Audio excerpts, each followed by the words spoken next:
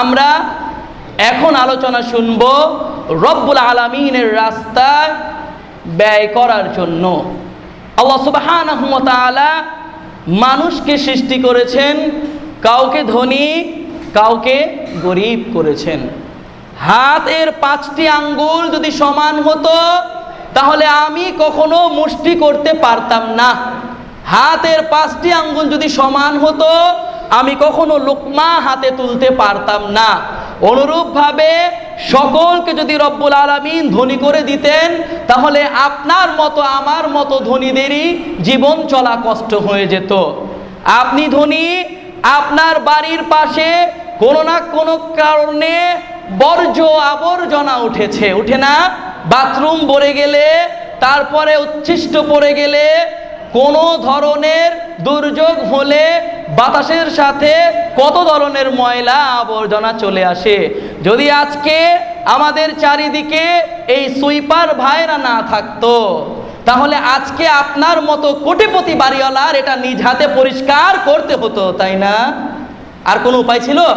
আপনারটা আপনারই করতে হতো। বাড়ির বাহিরে আপনি দূরে যাবেন, বাজারে যাওয়ার জন্য আপনি রিক্সা খুঁজতেছেন, মোবাইল করেছেন 56,000 টাকার সেট দিয়ে। রিক্সাওয়ালা তো এখন ধরবে না, কারণ তার সেট আপনার চাইতেও দামি। তারও গাড়ি আছে, তারও বাড়ি আছে, তাহলে সে রিক্সা চালাবে কেন? আল্লাহ যদি তাকে যদি অভাব না দিতেন, আল্লাহ যদি তাকে যদি আপনার চাইতে নিম্ন শ্রেণীর না করতেন, আপনার মতো আমার মতো মানুষের দুনিয়াতে চলা মুশকিল হয়ে যেত।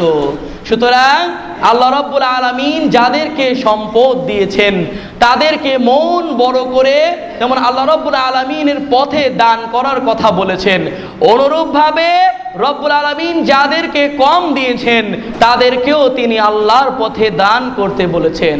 রব্বুল আলামিনের বাণী সূরাতুল আল বাকারা এর 3 নম্বর আয়াত, পারা নম্বর 1 আল্লাহ রাব্বুল আলামিন উল্লেখ করেন, আল্লাযীনা ইউমিনুনা বিল গায়ব ওয়া ইউকিমুনাস সালাহ ওয়া মিম্মা রাযাকনাহুম ইউনফিকুন। যারা অদৃশ্যে বিশ্বাস করো, যারা আল্লাহতে বিশ্বাস করেন, যারা মাখলুকাত ফেরেশতাদেরকে বিশ্বাস করেন, যারা রব্বুল আলামিনের না দেখা আরো অনেক সৃষ্টি রয়েছে এগুলোতে ঈমান এনেছেন, জান্নাতে বিশ্বাসী আপনি জাহান্নামে বিশ্বাসী হন, তাহলে আপনাকে রব্বুল আলামিন বলেছেন ইউমিনুনা বিল গায়বি ওয়া ইউকিমুনাস সালাহ। তাদের কাজ হচ্ছে তারা যথাযথভাবে সুন্নাহর অনুসরণ করে, কোনো ব্যক্তির মতকে অন্ধভাবে অনুকরণ না করে, আমার উস্তাদ যা বলেছেন তাই ঠিক, তার তাকলিদ কখনো ভুল হবে না, তার ইজতিহাদি হচ্ছে একমাত্র চূড়ান্ত বাণী, প্রয়োজনে হাদিস মানব না কিন্তু আমার শায়েখের কথাই মানব, এই জাতীয় নামাজ যদি হয় তাহলে হবে না। আল্লাযীনা ইউমিনুনা বিল গায়বি ওয়া ইউকিমুনাস সালাহ, যেভাবে রাসূল সাল্লাল্লাহু আলাইহি সাল্লাম নামাজ বা সালাত আদায় করতে বলেছেন ওইভাবে যদি সালাত আদায় করে, অদৃশ্যে বিশ্বাস করে, ওয়া মিম্মা রাযাকনাহুম ইউনফিকুন, এবং আমি যে তাদেরকে সম্পদ দিয়েছি, যতটুকু পরিমাণ রিজিক দিয়েছি তা থেকে তারা খরচ করে। সম্মানিত সুধী, মিম্মা রাযাকনাহুম শব্দটুকু লক্ষ্য করুন, মিম এবং মা, তা থেকে যা, তা থেকে যা, রাযাকনাহুম যা আমি রিজিক হিসাবে দিয়েছি। এখানে টাকার কথা বলা হয়নি, এখানে সম্পদের কথা বলা হয়নি। রিজিক হচ্ছে মানব জীবন যাপন করার জন্য যা যা দরকার তা হচ্ছে রিজিক। আপনি বস্ত্র পরে আছেন, এটা হচ্ছে আপনার রিজিক। আপনার 5 তলা বিল্ডিং রয়েছে, এটা হচ্ছে আপনার রিজিক। আপনার মাথার টুপি, এটা হচ্ছে রিজিক। পকেটের টাকা, এটাও হচ্ছে রিজিক। আপনার ঘরে খাবার, এটাও হচ্ছে রিজিক। আল্লাহ তাআলা বললেন আমি তোমাদেরকে যা দিয়েছি তোমরা তা থেকেই খরচ করো, ব্যয় করো। সুবহানাল্লাহ। সুতরাং এ কথার কোনো অবকাশ নেই ভাই আমার তো টাকা নাই, পয়সা নাই, আমি তো মানুষের দাঁড়ে দাঁড়ে গিয়ে চাই, আমি তো রিক্সা চালাই, আমি তো ভ্যান গাড়ি চালাই, আমি তো হেল্পার, আমি তো প্রতিদিন দিন মজুর করে খাই, আমি তো মাঠে মাঠে মানুষের ধান বোঝাই করে এক জায়গা থেকে আরেক জায়গায় নিয়ে যাই, আমি তো গাছ কেটে দেই, আমি কিভাবে দান করব? রব্বুল আলামিন বললেন মিম্মা রাযাকনাহুম ইউনফিকুন, আমি তোমাদেরকে যা দিয়েছি তোমরা তা থেকেই ব্যয় করো।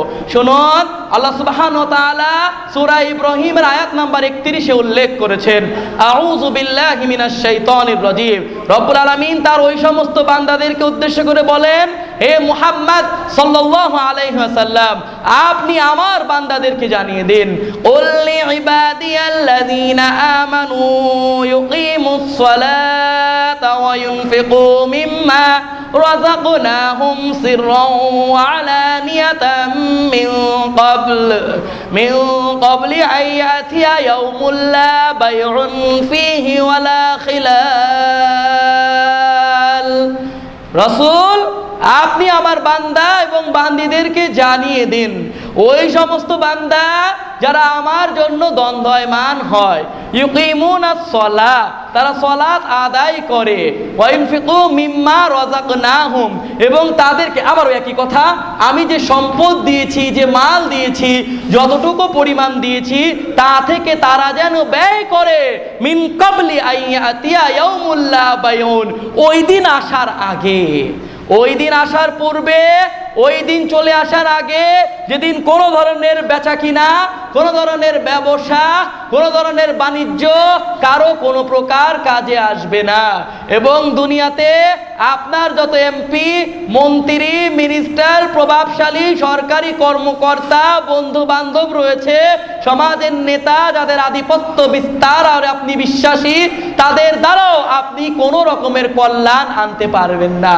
সুতরাং আপনাকে ব্যয় করতে বলা হয়েছে, আপনাকে আল্লাহ রাব্বুল আলামিনের পথে খরচ করতে বলা হয়েছে, যাতে করে আপনি কিয়ামতের দিন নাজাত পান। কিয়ামতের দিন নাজাত মানে আল্লাহর নবী মুহাম্মদুর রাসূলুল্লাহ সাল্লাল্লাহু আলাইহি ওয়াসাল্লাম বলেন, আস-সাদাকাতু বুরহানুন। সুবহানাল্লাহ। সাদাকা বা দান হচ্ছে দলিল, সাদাকা বা দান হচ্ছে দলিল। এখানে আসার আগে চিন্তায় পড়ে গেলাম, কল্যাণমূলক কাজ বললেন না কেন? আল্লাহ রাসূল খয়রন বললেন না কেন? তারপরে নেকির যে কাজ হাসানাত বললেন না কেন? কারণ রব্বুল আলামিনের হাবিব মুহাম্মদ সাল্লাল্লাহু আলাইহি সাল্লাম বললেন, আস-সাদাকাতু বুরহানুন। বুরহান মানে হচ্ছে দলিল। আপনার যখন কোনো ধরনের দাবি করেন কোর্টে, এবার আপনাকে প্রমাণ করতে হয়, এই ছেলে তুমি যে বললে এটা তোমার পৈতৃক সম্পত্তি, তোমার কাছে কি প্রমাণ আছে? তোমার কাছে কি এভিডেন্স আছে? তোমার কি দলিল পর্চা রয়েছে? তোমার কি নামজারি হয়েছে? তোমার নামে কি রেজিস্ট্রি হয়েছে? তোমার কি আরএস নাম্বার ঠিক আছে? তোমার কি এই যে যত রকমের সাবকাবলা রয়েছে, দাগ নাম্বার কি ঠিক রয়েছে কিনা? তুমি যদি এই প্রমাণগুলো দেখাতে পারো, তাহলে যাও, এই বাড়িটুকু তোমার, এই জমিটুকু তোমার। অনুরূপভাবে আপনার জন্য যেদিন জাহান্নাম নির্ধারণ হয়ে যাবে, এই আস-সাদাকাতু বুরহানুন, ওই দিন নেকির দলিল হিসাবে, জান্নাতের দলিল হিসাবে এই দান আপনাকে মুক্তি দান করবে। সুবহানাল্লাহ। দানকে তুচ্ছ করে দেখবেন না সম্মানিত উপস্থিতি। দান সকলকে দিতেই হবে, কথাই ঠিক। ওয়া আনফিকু মিম্মা রাযাকনাকুম মিন ক্বাবলি আন ইয়াতিয়া আহাদাকুমুল মাউত। মৃত্যু আসার আগে তোমরা আল্লাহ রাব্বুল আলামিনের পথে দান করো, খরচ করো। আর তোমরা দান করবে অত্যন্ত কল্যাণমূলক যে সমস্ত বস্তু রয়েছে। নিজেদের চিরাচরিত স্বভাব থেকে তোমরা মন্দ কিছু দান করবে না। রব্বুল আলামিন সূরাতুল আল বাকারা এর মধ্যে 267 নম্বর আয়াতে উল্লেখ করেন, ইয়া আইয়ুহাল্লাযীনা আমানু, ওহে ঈমানদারগণ, ওহে বিশ্বাসীগণ, আনফিকু, তোমরা আল্লাহর পথে খরচ করো, ব্যয় করো, মিন তাইয়িবাতি মা কাসাবতুম, যা তোমরা উপার্জন করো তা থেকেই ব্যয় করো। আজকে এখানে বসে থাকা এক একজন ছোট বাচ্চাকে সহ বলছি, তুমি যদি স্কুলে পড়ে থাকো, তুমি যদি কলেজে পড়ে থাকো, তুমি যদি ইউনিভার্সিটিতে পড়ে থাকো, তোমাকে তোমার বাবা যে পকেট মানি দেয়, তোমার যে হাত খরচ দেয়, তোমার ওই হাত খরচ যদি 100 টাকা হয়, তুমি একদিন রিক্সা দিয়ে না গিয়ে তুমি সেই দিন বাস দিয়ে যাবে, অতঃপর তুমি সেখান থেকে 20 টাকা সেভ করে আল্লাহর পথে দান করতে বলেছেন আল্লাহ সুবহানাহু ওয়া তাআলা। দান সকলের জন্য, দান করতেই হবে। দান বা সাদাকা হচ্ছে দুই ধরনের। সাদাকা কয় ধরনের? দুই ধরনের। একটা হচ্ছে ফরজ সাদাকা। ফরজ সাদাকা কি? সাদাকাতুল যাকাত। যাকাত, যাকাত হচ্ছে কি ফরজ, আরেকটা হচ্ছে নফল দান, যেটা আমরা মাদ্রাসায় মসজিদে সব জায়গায় দিয়ে থাকবো। আর এই ফরজ দান বা যাকাত নিয়ে লম্বা আলোচনা করার সময় নাই, শুধু এতটুকুই বলবো যে এই যাকাত দিতেই হবে, যাকাত দরিদ্রদের মাঝে দিতে হবে। সুতরাং এই যাকাত যদি আপনারা দেন, সূরা তাওবার মধ্যে 10 নম্বর পারায় যেটা বলা হয়েছে 60 নম্বর আয়াতে, যে এই সদাকা বা যাকাত হচ্ছে 8 প্রকারের লোকদের জন্য। তার মধ্যে হচ্ছে ফকির মিসকিনের কথা বলা হয়েছে, এবং ফি সাবিলিল্লাহ তথা আল্লাহর পথের কথা বলা হয়েছে। আল্লাহর পথে মানে আল্লাহর পথে হচ্ছে মাদ্রাসায় দান করা, আল্লাহর পথে হচ্ছে আলেম ওলামার জন্য দান করা। এই যে এই মসজিদুল ওয়ালিদাইন উপরে যে মাদ্রাসা করা হয়েছে, প্রত্যেকে লুঙ্গির কোষ খুলে, প্যান্টের পকেটে হাত দিয়ে, পাঞ্জাবির পকেটে হাত দিয়ে, মহিলারা যদি থেকে থাকেন তাদের শাড়ির আঁচল থেকে বের করে যার কাছে যা রয়েছে সবটুকু মুক্ত হস্তে দান করতে হবে। কারণ আপনার জন্য দলিল হবে। আপনি যদি দলিল করেন, আপনার কি একটু টাকা পয়সা খরচ করতে হয় না? আপনি যে দলিল করেন, দলিল করতে কি টাকা লাগে না? অনুরূপভাবে আপনাকে সদাকা করতে হবে। আল্লাহর নবী মুহাম্মদুর রাসূলুল্লাহ সাল্লাল্লাহু আলাইহি ওয়াসাল্লাম, বুখারীর হাদিসে আসছে, আবু হুরায়রা রাদিয়াল্লাহু তাআলা আনহু বলেন, আল্লাহ রাব্বুল আলামিন বলেন, ইয়া ইবনে আদম, ও বনি আদমের সন্তান, আনফিক, তুমি ব্যয় করো, তুমি খরচ করো, উনফিক আলাইকা, আমি আল্লাহ তোমার জন্য খরচ করব। সুবহানাল্লাহ। আপনি যদি খরচ করেন, আপনি যদি ব্যয় করেন, তাহলে রব্বুল আলামিন আপনার জন্য ব্যয় করবেন। আল্লাহ যদি আপনার জন্য খরচ করেন, শুনুন, রাসূলুল্লাহ সাল্লাল্লাহু আলাইহি সাল্লাম বলেন, তোমাদের কেউ যখন আল্লাহর রাহে কোনো কিছু দান করে, লক্ষ্য করে শুনুন, আপনি আল্লাহর পথে 10টি টাকা, 100 টাকা, 1000 টাকা, 5000 টাকা, লাখ টাকা আপনি দান করলেন, রব্বুল আলামিন তিনি সেটা তার ডান হাতের মধ্যে নিয়ে লালন পালন করেন। ওইভাবে লালন পালন করেন যেভাবে কোনো ব্যক্তি তার ঘোড়াকে লালন পালন করেন। সম্মানিত উপস্থিতি, আমি যে কিভাবে বুঝাই, এটা অত্যন্ত যত্ন নিয়ে লালন পালন করতে হয়। ছাগল ভেড়া গরুর চাইতেও যত্ন নিতে হয়, না হলে সেই ঘোড়াটুকু মারা যায়। রব্বুল আলামিন বলেন, আল্লাহ রাসূল বলেন যে তিনি আপনাদের এই দানটুকু তার নিজ হাতে লালন পালন করেন, অতঃপর তিনি তা বৃদ্ধি করে কিয়ামতের দিন আপনার জন্য দান করবেন। সুবহানাল্লাহ। আল্লাহর হাত থেকে দান চান, যদি আল্লাহর কাছ থেকে পয়সা চান, তাহলে আল্লাহর রাস্তায় দান করুন। কারণ রব্বুল আলামিন সূরা তাগাবুনে পারা নম্বর 28 আয়াত নম্বর 16 এবং 17তে উল্লেখ করে বলেন যে তোমরা আল্লাহ রব্বুল আলামিনের পথে দান করবে। ফাত্তাকুল্লাহ মাস্তাতাতুম, আল্লাহকে ভয় করো, ওয়াসমাউ ওয়া আতিউ আনফিকু, কুরআন এবং সুন্নাহ শ্রবণ করো, এবং কি আল্লাহ ও তার রাসূল অনুসরণ করো, ও আনফিকু, এবং তোমরা ব্যয় করো উত্তম কিছু তোমাদের নিজেদের জন্য।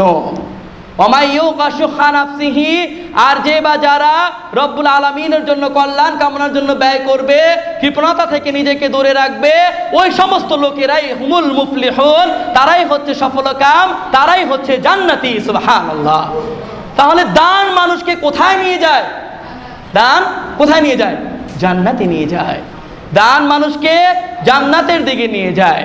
ওয়াকুরিদুল্লাহ করদান হাসানা, তোমরা আল্লাহ রব্বুল আলামিনকে ঋণ দাও। আমি অবাক হয়ে যাই, যিনি বললেন যে ইয়াকুনু ফুকারা, রব্বুল আলামিন বলেন আল্লাহুল গনি ওয়া আনতুমুল ফুকারা, আল্লাহ হচ্ছেন ধনী, সূরা মুহাম্মদ পারা নম্বর 26, তোমরা হচ্ছে গরিব। অথচ আল্লাহ বলতেছেন, ও আমার বান্দা, আমাকে একটু ঋণ দাও, আমাকে একটু কর্জা দাও না, আমাকে একটু কর্জা দাও, আমাকে একটু ঋণ দাও না, আমাকে একটু ঋণ দাও, আমাকে একটু কর্জা দাও। আল্লাহ আপনার কাছ থেকে ঋণ চাইলেন। আল্লাহু আকবার। দুনিয়া কার? আসমান কার? কুল মাখলুকাত সবকিছু কার? সমস্ত জিনিসের রিজিক দাতা কে?